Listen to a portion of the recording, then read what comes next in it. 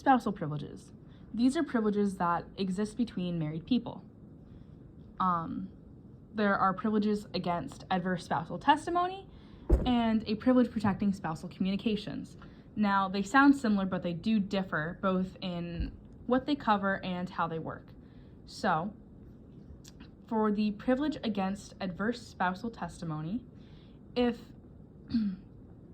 two people are married, they cannot be required to testify against each other in any capacity, in any negative light.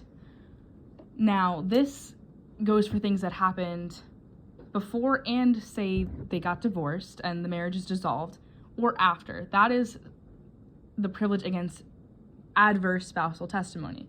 Now, not all states extend their spousal privileges to such a broad range, but it is something that does exist out there.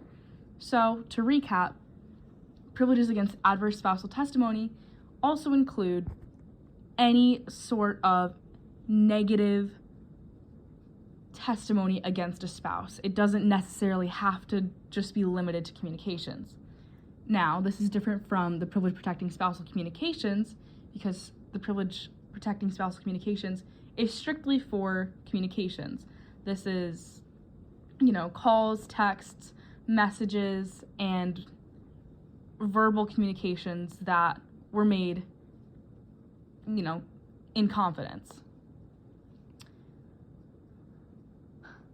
The privilege protecting spousal communication only exists as long as the marriage exists.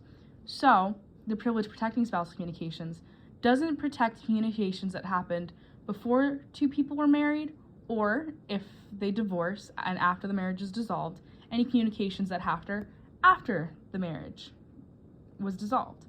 So, the privilege protecting spousal communications only exist while the marriage exists.